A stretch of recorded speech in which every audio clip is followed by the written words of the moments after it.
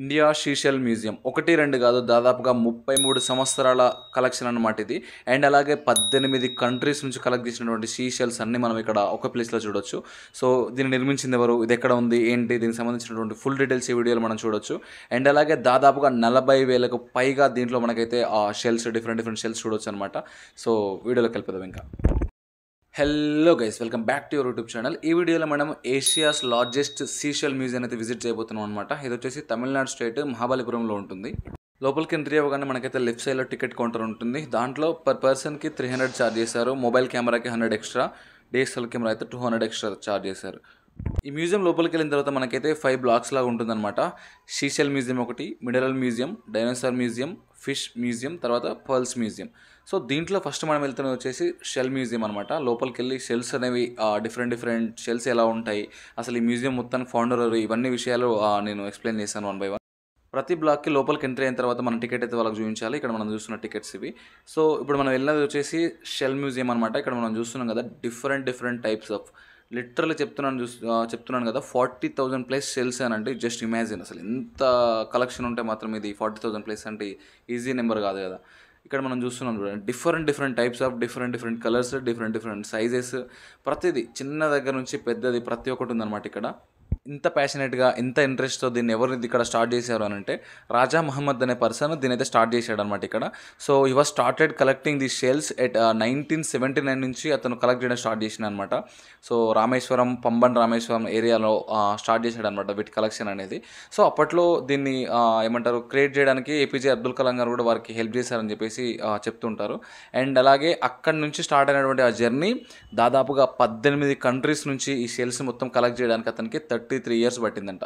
So దీంట్లో world's smallest shells నుంచి, pearls నుంచి బిగ్గెస్ట్ ప్రతి ఒక్కటి ఉంటుంది అనమాట. ఇక్కడ మనం చూస్తున్నాం కదా different kind of colours, different sizes, ప్రతిదీ మనం ఇక్కడ అబ్జర్వ్ చేయొచ్చు అనమాట. అండ్ మ్యూజియంలో మనకు కొంచెం అట్రాక్టివ్గా ఉండడానికి అక్కడక్కడ ఆర్టిఫిషియల్గా వాటర్ ఫాల్స్ కూడా క్రియేట్ చేశారు. అండ్ అలాగే కొంచెం రియలిస్టిక్గా ఉండడానికి పడవలు ఇట్లాంటి బొమ్మలు కూడా పెట్టారనమాట. సో ఇప్పుడు మనం లోపలికి వెళ్తున్నది వచ్చేసి ఫిష్ మ్యూజియం. సో దీని లోపలికి వెళ్ళి ఎలా ఉంది ఏంటి అనేది కూడా మనం ఇప్పుడు చూద్దాం.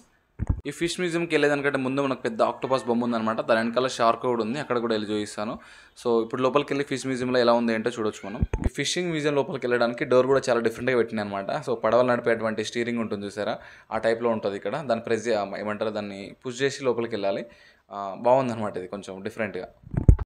లోపలికి వెళ్ళిన తర్వాత మనం అక్కడ క్లియర్గా అబ్జర్వ్ చేయొచ్చు. అంటే పాతకాలంలో కూడా వాళ్ళ యొక్క ఫిషింగ్ అనేది ఎలా ఉండేది, సో అప్డేట్ అవుతున్న కొద్దీ ఫిషింగ్ హంటింగ్ అనేది ఎలా అప్డేట్ అవుతుంది, వాళ్ళు వాడినటువంటి ఎక్విప్మెంట్స్ ఎలా ఉన్నాయి ఏంటి అనేది మనం క్లియర్గా అబ్జర్వ్ చేయొచ్చు అనమాట. ఫిషింగ్ చేయడం అనేది నిజంగా అదొక ఆర్ట్. సో దానికి చాలా ఎక్విప్మెంట్స్ అవసరం ఉంటాయి అనమాట. మనకు బయటకు అవన్నీ సరిగ్గా కనిపించదు, ఏదో ఫిషింగ్ అంటే వలేసి పడతారు అంతే అనుకుంటాం కానీ సో దాని వెనక కూడా చాలా వర్క్ ఉంటుంది, చాలా ఎక్విప్మెంట్స్ ఉంటాయి, చాలా ప్రాసెస్ ఉంటుంది. ఇక్కడ మనం చూస్తున్నాం కదా వాళ్ళు యూజ్ చేసినటువంటి పడవలు, అంటే అప్పట్లో ఫిషింగ్ చేయడానికి ఎలా వాడేవారు ఏంటి అనేది. సో ఇప్పుడు అప్డేట్ అవుతున్న కొద్దీ షిప్లు అనేవి చాలా షార్ట్గా స్మార్ట్గా తయారయ్యాయి, కానీ అప్పట్లో ఇంత పెద్దగా ఉండే ఇట్లా రకరకాలుగా ఉండేవి అనమాట. సో దానికి సంబంధించి వాళ్ళు వాడినటువంటి ఎక్విప్మెంట్, వాళ్ళ వేషధారణ, ప్రతిదీ డ్రెస్ కోడ్ కానీ ఇక్కడ మనం క్లియర్ అబ్జర్వ్ చేయొచ్చు అనమాట. సో ఇది మనం ఫిషింగ్ యొక్క సంబంధించింది.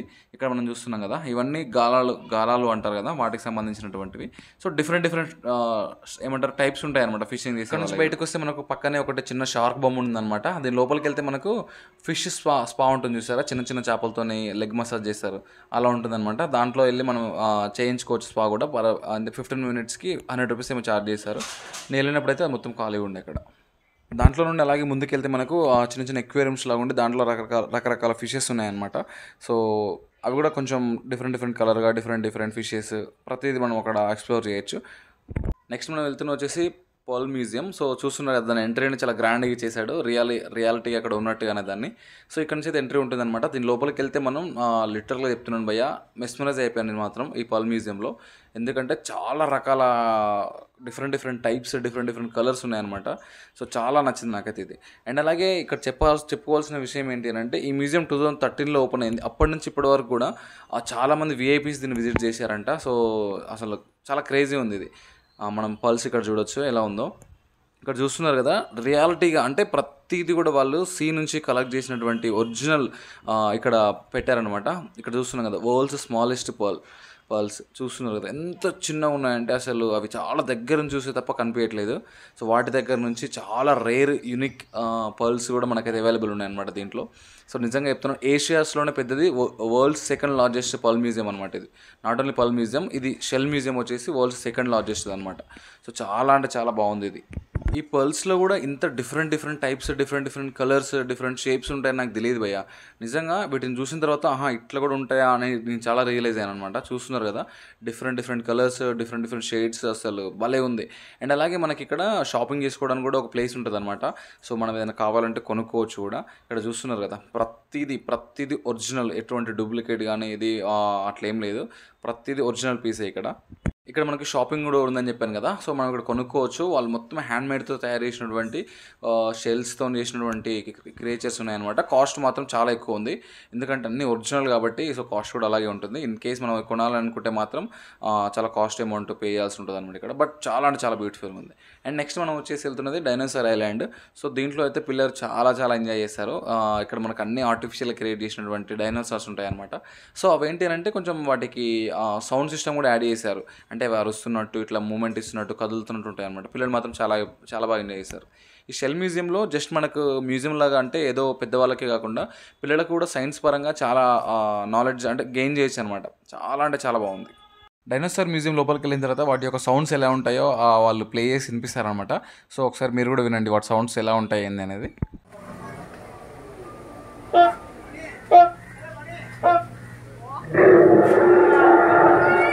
సో డైనోసార్స్ అనమాట, వాటి సౌండ్స్ వేస్తారు. ఇది జస్ట్ ఇట్లా కదులుతుంటాయి అనమాట, మూమెంట్స్ ఇస్తుంటాయి. ఇగో ఇట్లా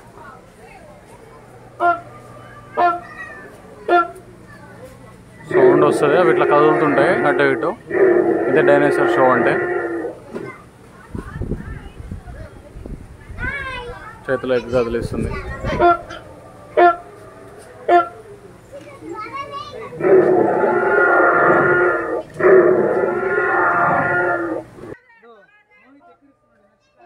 పెద్ద డైనోసార్, పక్కన పిల్ల డైనోసార్,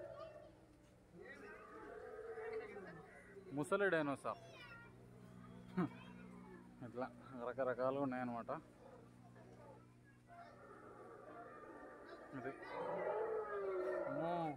ఇది కళ్ళు కూడా కదిలిస్తుంది, పోతుంది. నెక్స్ట్ మనం వెళ్ళేది వచ్చేసి మినరల్ మ్యూజియం. ఈ మినరల్ మ్యూజియం దీంట్లో మనకు నెక్స్ట్ లెవెల్ అని చెప్పాలన్నమాట. సో లిటరల్గా చాలా యూనిక్గా ఉంటుంది, డిఫరెంట్ స్టైల్ ఉంటుంది అనమాట.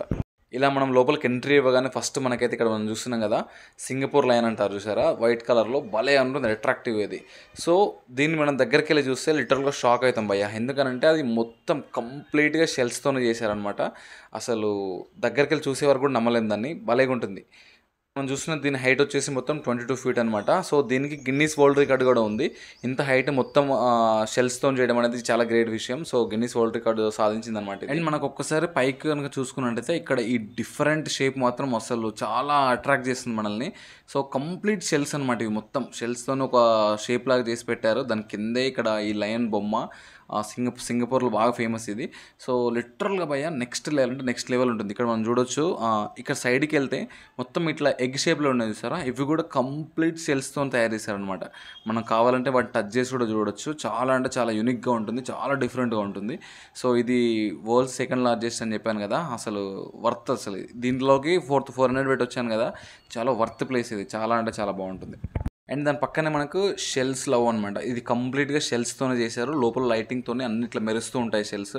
ఇక్కడ మీరు చూస్తున్నారు కదా, ప్రతిదీ షెల్, క్లియర్గా అబ్జర్వ్ చేయండి మీరు కావాలంటే. ప్రతిదీ షెల్. ఇక్కడ మధ్యలో ఒకటి చిన్న లవ్ బొమ్మ లాగా ఉంది సార్, అదొక్కటి తప్ప మొత్తం షెల్స్తోనే చేశారు. అది పెద్దవి చిన్నవి మొత్తం డిఫరెంట్ కలర్స్ వాడి ఫ్లవర్స్ లాగా డెకరేట్ చేసి అసలు ఎంత బాగా డిజైన్ చేశారంటే దీన్ని, చాలా బాగుంటుంది. ఇది కూడా లవ్ షేప్లో ఉంటుంది. అండ్ ఇదే కాకుండా మనకి పైన షెల్స్ లాగా రౌండ్గా ఉన్నది చూసారు ఇంతకుముందుకు మనం, ఇది మనం పైకి ఎక్కి చూస్తే కనిపించే వ్యూ అనమాట. సో ఇది కూడా బాగుంటుంది. దాని కిందే మొత్తం మనకి సింగపూర్ లయన్ బొమ్మ. ఇది కూడా కంప్లీట్ షెల్సే, మొత్తం వైట్ షెల్స్. చాలా హార్డ్ వర్క్ చేస్తే కానీ ఇది రాదేమో రిజల్ట్ కదా. ఎంత బ్యూటిఫుల్గా ఉంది చూడండి, కింది వరకు మొత్తం షెల్. అది 22 feet అనమాట దాని హైట్ వచ్చేసి. సో ఇది దీనికి సంబంధించినటువంటి విషయం. సో మరిన్ని వీడియోలు మన ఛానల్లో వస్తూనే ఉంటాయి. Do subscribe for more videos.